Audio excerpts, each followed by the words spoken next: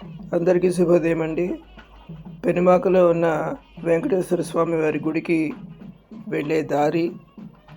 ఈరోజు స్వామివారికి 501 కొబ్బరి బొండములతో విశేషమైన పూజ చేయడం జరిగింది. అందువల్ల మేమందరం కూడా వెళ్ళడం జరిగింది. ఈ గుడి వాతావరణం చాలా ప్రశాంతంగా మంగళకరంగా ఉంటుందండి. తప్పకుండా దర్శించుకోదగ్గ దేవాలయం. ఇంకొక విశేషం ఏమిటంటే, పక్కనే సూర్యభగవానుడి గుడి కూడా ఉన్నదండి. మనం సూర్యుడికి ఏదైనా పూజలు చేయించుకోవాలంటే కూడా ఇక్కడ చక్కగా చేయించుకోవచ్చు.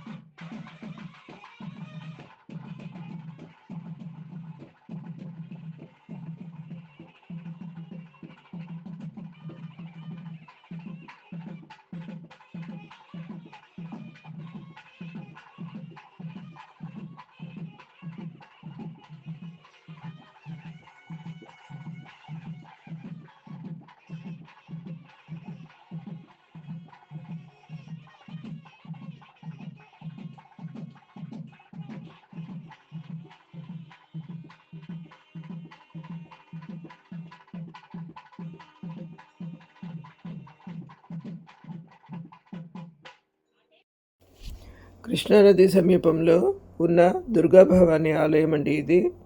అమ్మవారు మొట్టమొదట ఒక చిన్న గదిలో అమ్మవారు అయ్యవారు ఉండేవారటండి. ఆ తర్వాత అమ్మవారి శక్తి మహిమ అందరూ తెలుసుకొని దాతలు విరాళాలు ఇవ్వడంతో ఈ గుడి ఇంత బాగా డెవలప్ చేశారట. ఇదిగో ఇక్కడ కనిపించే ఈ చిన్న గదిలో మొట్టమొదట మూల విరాట్ అమ్మవారు అయ్యవారు ఇలా ఉండేవారట. ఆ తర్వాత గుడి అంత డెవలప్ అయింది. చక్కగా కృష్ణుడు, తర్వాత శివుడు, అమ్మవారు, వినాయకుడు, నవగ్రహాలు, అక్కడ అన్ని దేవుళ్ళు ఉన్నారన్నమాట. చక్కగా గోశాల కూడా ఉన్నది. మనం గోశాల నిమిత్తం విరాళంగా గోగ్రాసంగా మనం ఏదైనా కూడా సమర్పించుకోవచ్చు. ఈరోజు ఏకాదశి గోసేవ కూడా చేసుకోవడం జరిగింది. కృష్ణానది కృష్ణమ్మకి దండం పెట్టుకుని ఈ గుడిలో అమ్మవారిని దర్శనం చేసుకుని అమ్మవారిని అయ్యవారిని రావడం జరిగింది. తప్పకుండా మీరందరూ కూడా వీలైనప్పుడు ఈ గుడిలో అమ్మవారిని అయ్యవారిని దర్శనం చేసుకుని వాళ్ళ ఆశీర్వచనములు పొందండి. Thank you very much for watching my video. Thank you.